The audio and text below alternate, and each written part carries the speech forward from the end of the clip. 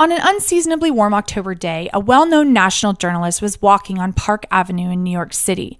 Without warning, this person was attacked by a stranger, shouting a rather strange phrase. The attacker disappeared as quickly as he appeared. In a case that was solved a decade later, probably, today we'll explore the motives, unravel the secrets, and shed light on the mysterious circumstances surrounding the unprovoked attack on that someone you might have heard of, or have at least heard of his end of broadcast sign-off, at least for a while. Courage. Welcome to Capers and Cocktails, a true crime podcast that doesn't take itself too seriously and gives you something to enjoy while you listen. The following content may be disturbing to some. Discretion is advised. If you're enjoying one of our themed cocktails, ensure you're of legal drinking age and have fun, but drink responsibly. To give credit where credit is due, the recipe that this cocktail is based on is in the description box. It's a tequila time machine. How could I not? I mean, I guess you'll find out or make the connection for yourself a little later on, but I found this strangely named drink and had to go for it. The tequila time machine. I made some adjustments because I couldn't find blood orange juice, only soda, and I couldn't even come close to finding it. But the soda obviously has the same profiles as the juice. There's not much history to this drink because it's a modern one.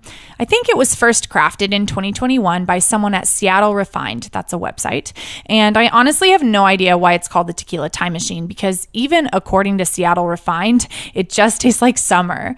Most places are a little past summer, but I live in a permanent summer zone, so I'm having yet another summer drink. This drink requires a little prep work in the form of making a saffron simple syrup.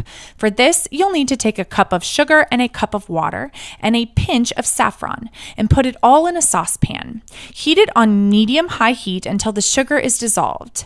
You're going to want to let this at least cool before using it, but I suggest letting it sit and infuse for at least a few days before making the cocktail. Speaking of the cocktail, to craft that, take 3 parts tequila, half a part lime juice, and 1 part of the saffron syrup and put it into a shaker, shaking until well combined. YouTube viewers, I just had to give you a close-up look of that syrup. The saffron makes it look so pretty, don't you think? Maybe it's just me.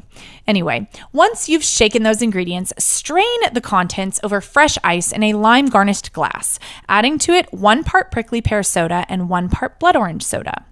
For the mocktail version, take 3 parts non-alcoholic tequila, half a part lime juice, and 1 part of the saffron syrup and put it into a shaker, shaking until well combined. Strain that over fresh ice in a lime garnished glass, adding to it 1 part prickly pear soda and 1 part orange soda. Slurp it up like the last vestiges of summer. The individual in question, our victim today, is a renowned American journalist who has left an indelible mark on the field of broadcast journalism. With a career spanning several decades, they became a familiar face on television screens, delivering news with a distinctive voice and authoritative presence. Their reporting covered significant historical events, including presidential assassinations and wars, garnering widespread recognition for their dedication and integrity.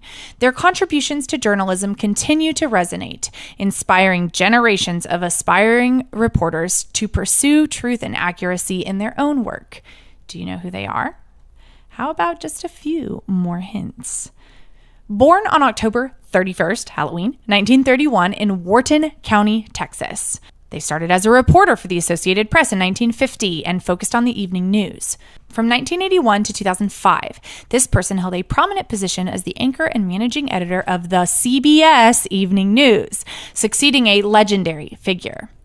Throughout their career, they reported on significant events such as the assassination of a president, a major political scandal, and a devastating terrorist attack. Controversy arose in 2004 when they covered a controversial memo regarding a president's military service, which eventually led to their departure from CBS News. Apart from journalism, this individual has authored several books delving into personal experiences and exploring themes of patriotism and social unity. Numerous awards and accolades have recognized their outstanding contributions to the field, including prestigious honors such as Emmy Awards and the esteemed Peabody Award. If you've not guessed already, the victim of today's episode of Capers and Cocktails, it is none other than CBS newsman himself, Dan Rather. Shortly after 10:30 p.m. on Saturday, October 4th, 1986, 54-year-old Dan Rather left a friend's house on the Upper East Side of Manhattan after an evening visit. Dan was wearing his casual weekend attire, jeans, striped shirt, and those super cool aviator-style sunglasses, or glasses, I guess. It was night.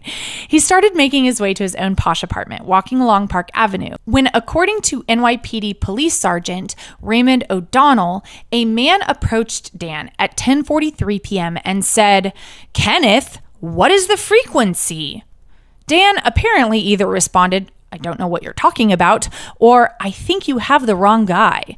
The man, dressed in a dark suit with a black tie, then, without warning, punched Dan full on in the face, knocking him to the ground.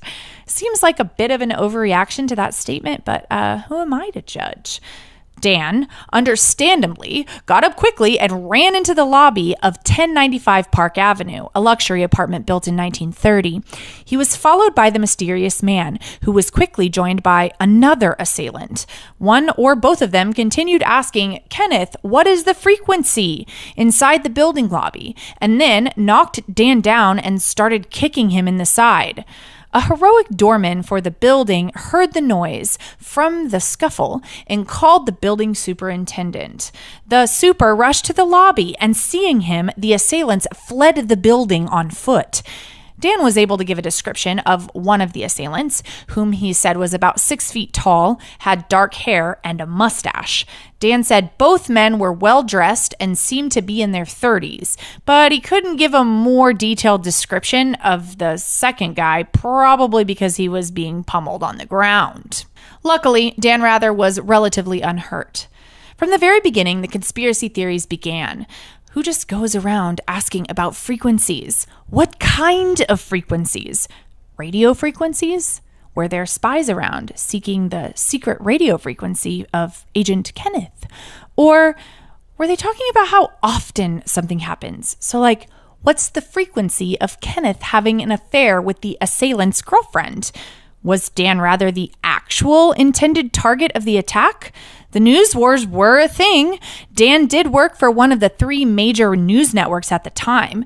Were these guys, NBC and ABC, hired thugs trying to take down the competition? Literally?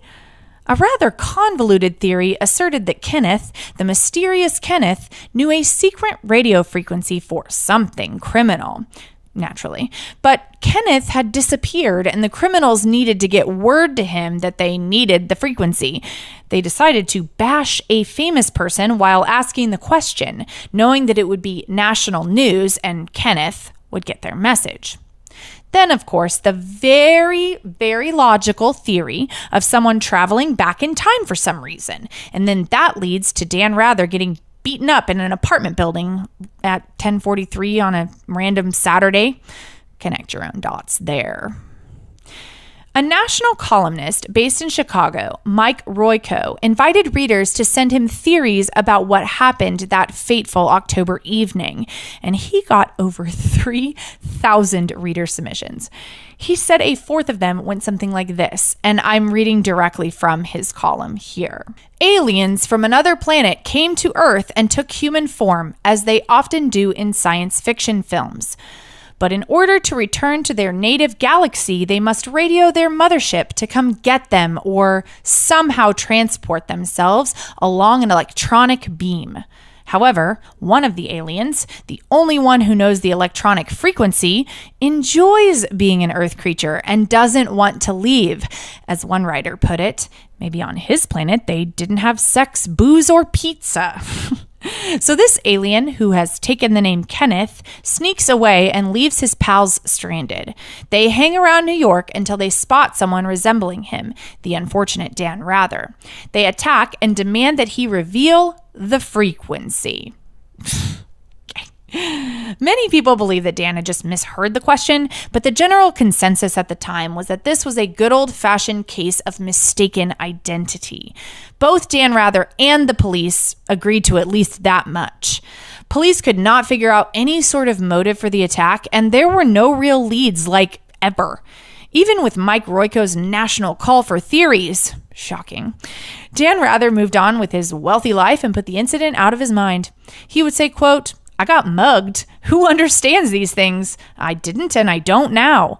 I didn't make a lot of it at the time and I don't now. I wish I knew who did it and why, but I have no idea." End quote. No one knew what happened.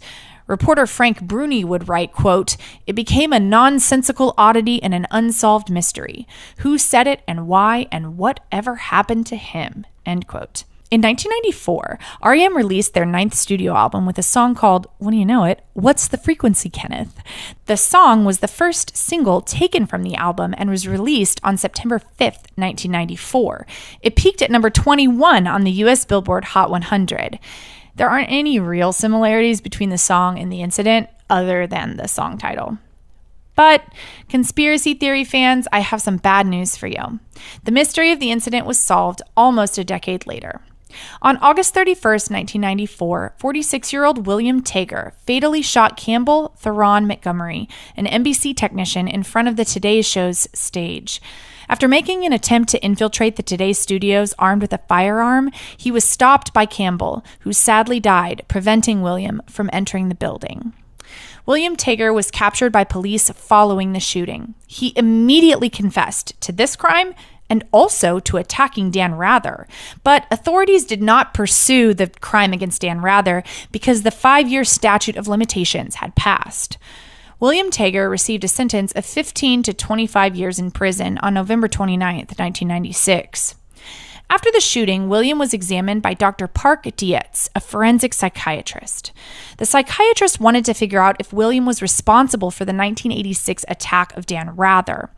Dr. Park stated that William believed that television networks were watching him and sending him signals, and during the examination, he again admitted to attacking Dan Rather back in 1986. He and Dan Rather both identically recalled details about the building in which the attack occurred. And when Dan Rather was shown photographs of William Tager, he identified him as his attacker. Case solved. Sorry, Time Machine fans. William Tager was released on parole in October of 2016, 16 years after the murder. Dan Rather is still living his best life, and it seems he came to appreciate the incident, or at least to be able to make a bit of a joke of it. He sang along with REM on David Letterman's show in 1995 during a performance of the song that was an odd ode to the incident.